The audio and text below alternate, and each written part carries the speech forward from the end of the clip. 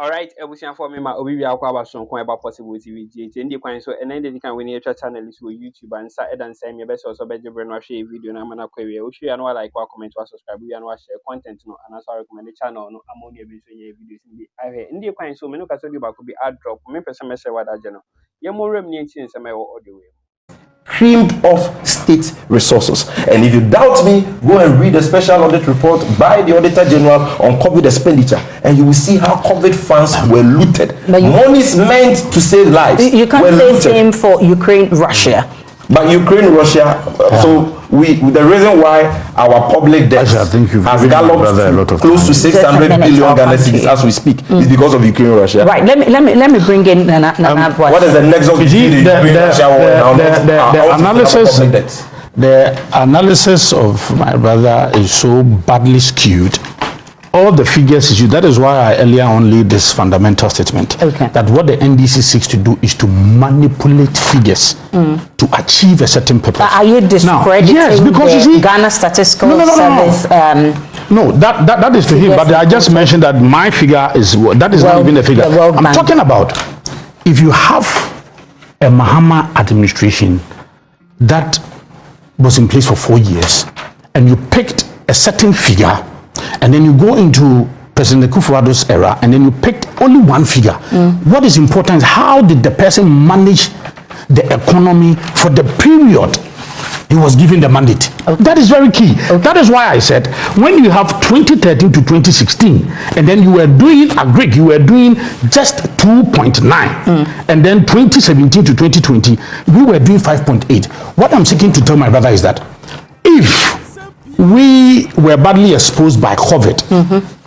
Then if COVID had occurred during the era of the NDC under President Mahama, then would have been dead. I'm sure the NDC admits that, COVID and Ukraine has, not... He said quite a lot of things. Let me try and put... So that is why a proper argument situated in proper figures would be given the average, given that length of time that you were in power. You don't take only a figure during a particular period and then make your analysis of it. That is why for me, I thought that he was going to dispute all the things I said. That agric 2013 to 2016, how did you perform? Abysmal. Under MPP, we did far better. Industry 2013 2016, within given that period, how did you perform? Abysmal. Under MPP, far better. You take service sector, unemployment, we did far better than you. Then the city depreciation. Again, you pick a year on rate and then do your analysis with it. That is why I said from 2013 to 2016, former President Mahama, who is seeking to come back and who he is backing, performed abysmal, again 18%, and then we did even below half the 18%, 6.8%. Then he mentioned 2017 to 2021. How much was the exchange? The average is 6.8%. How much was the exchange rate? I want to know 2013 and 2016. No, I'm working on the average. 2017 and that is what I'm saying. Between 2013 to 2016, that is the period given to former President Mahama. He managed the economy so badly that city depreciation was 18% on the average. I'm just asking this for the ordinary Ghanaian. They may not understand the percentages you're giving. The exchange rates between the 2013 and 2016. How if you want to give exchange rate from that period, I can have those figures for you. That's fine. I have it right here. For purposes of time. That is why I need to do the average. So you have year on 2013, we have the average 2014, 2015, 2016, and then the same for the MPP. And then he talks of debt. Yes. Again, they will pick a figure, manipulate it to achieve a certain purpose. Okay, former President Gufo inherited a debt stock of about 5.4 billion. Now, then by 2001, and then when we were leaving office, it was about 81%. The NDC inherited a debt stock of 9.7 billion Ghana cedis in 2019. And by 2016, when they were leaving office, it was 122 billion. And I think you demonstrated that right on the screen. And that represents 819%. You see, the rate at which you borrow is very key. You don't take nominal figures and then run with it because you think that it will suit your looming agenda you intend to perpetuate. What are you trying to? Yes, the rate at which you borrow is very key. So if from 9.6 billion Ghana cedis, and then you move to 122 billion Ghana cedis, and then the percentage, the rate at which you borrow is 819%. Okay.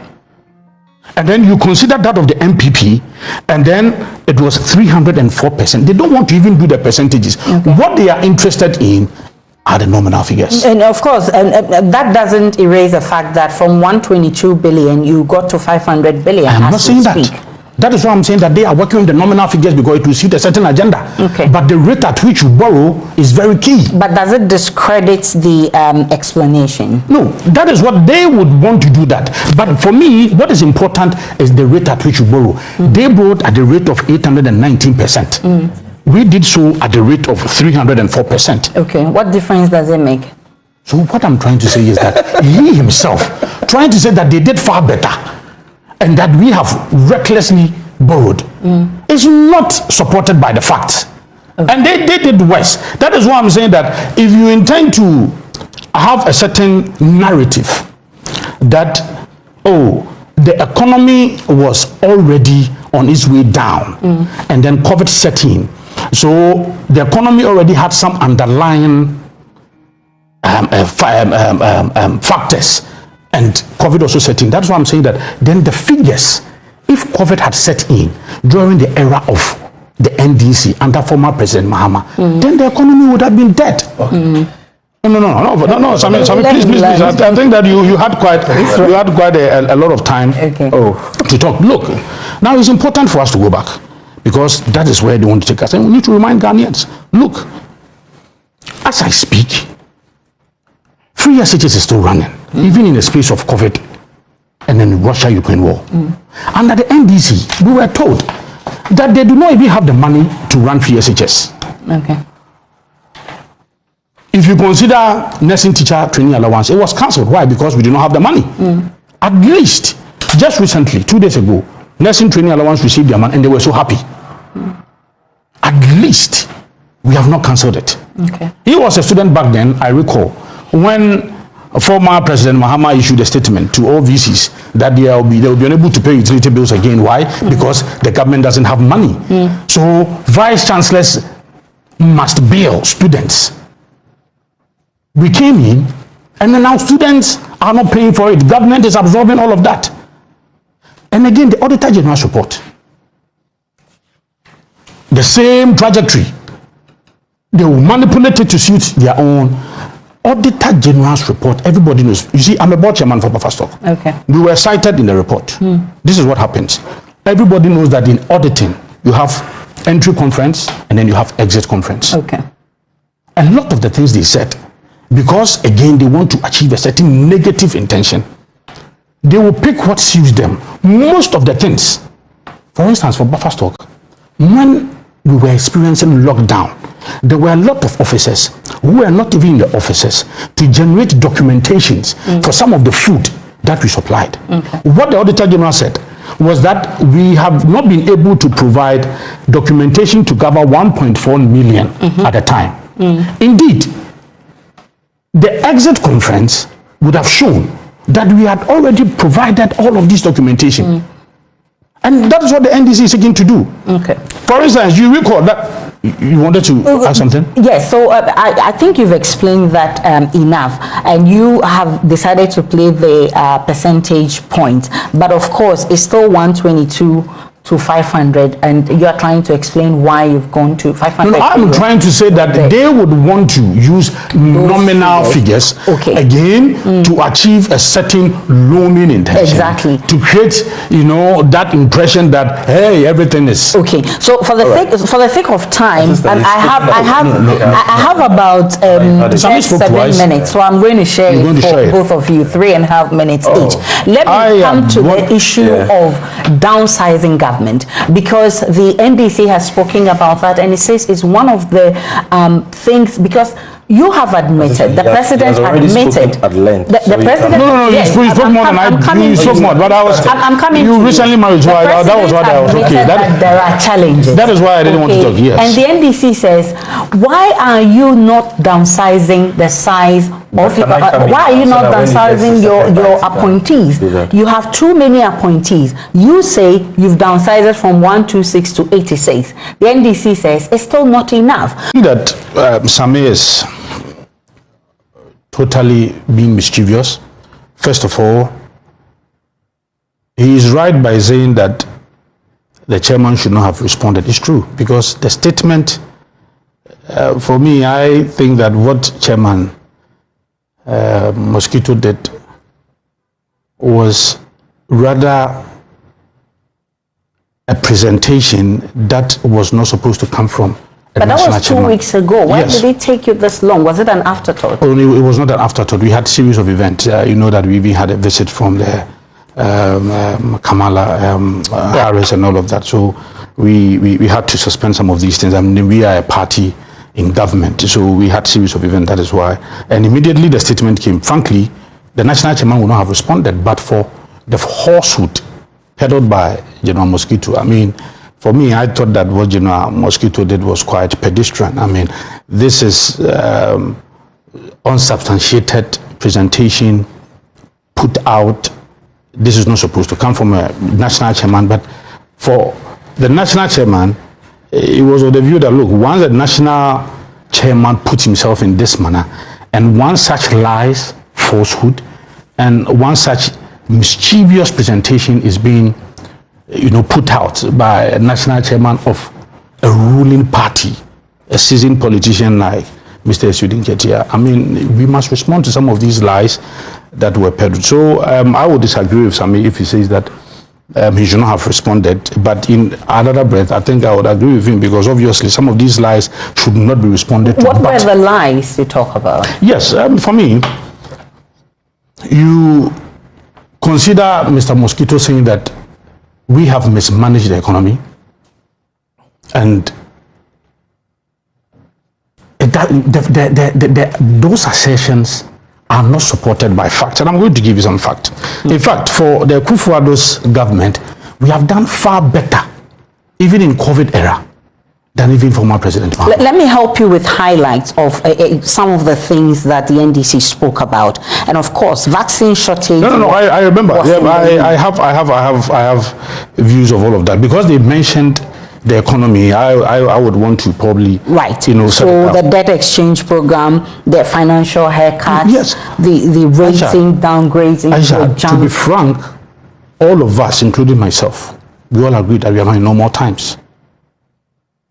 And we have also mentioned that it is not because of the happenings of this particular government or the actions. We have mentioned it several times, and the NDC has assumed a certain posture, blatantly refusing to acknowledge the fact that it is COVID and Russia-Ukraine war that brought us all this mess. Why? Aisha, as I speak, in 2019, if you ship a container, it was $1,489. In 2022, it is $9,446. But the NDC says COVID came as a blessing to the NDC. No, how is it? How, mentions an amount of 30 billion that you raked in within 1 year. And you still think if you don't allow me to flow in some of these things, I think you will not get it well. Okay, go ahead. I said that COVID caused it. Okay. Russia-Ukraine war is part of it. You asked why. And I'm saying that if before COVID, any business person shipping a container would have to pay $1,400. Okay. But because of COVID, you are now paying close to $10,000. Okay. If during COVID, African Development Bank is saying that, look, we have had almost about 300% rise in the price of fertilizer. We import 30% of fertilizer from Russia. Ukraine alone, we get almost about 60% of our steel and iron ore from Ukraine. 50% of flour is from Russia. 39% of our fertilizer is from Russia. 30% of grains is from Russia. So how can anybody, any well-meaning person, somebody who really wants to, know the facts and go behind what is really going on, tell me that this cannot affect the economy of, especially when we are heavily relying on these two economies, Russia and then Ukraine. But the NDC says it's not only Ghana that was hit by Russia, Ukraine, and COVID. It hit a lot more countries. But why is it only Ghana? Is it that we didn't have a plan? How is it only Ghana? To actually in their press conference, I quite remember that they mentioned that Ivory Coast is doing so well. Ivory Coast now, as I speak, they are with the IMF seeking for a 2.9 billion bailout dollars. So how is that a fact? How is that a fact? I mean, you visit UK and unprecedented, they have a high, almost about, in over 40 years, they've never experienced such high inflationary figures. In over 40 years, US, they've not experienced such a high rate of unemployment before. It is global. Even when the vice president even came here, he alluded to these facts. It is not only Ghana. Are you now blaming unemployment on COVID and Ukraine? Well, it is part of it, but you see, we manage it very well. Before, under NDC, unemployment rate was close to about 13%. We brought it down to 9%. That is why I was saying that we had managed even the economy far better. Look, I was giving you some figures, that even at grade 2013 to 2016, they managed an average growth of 2.8%. 2017 to 2020, we managed an average growth of 5.8%.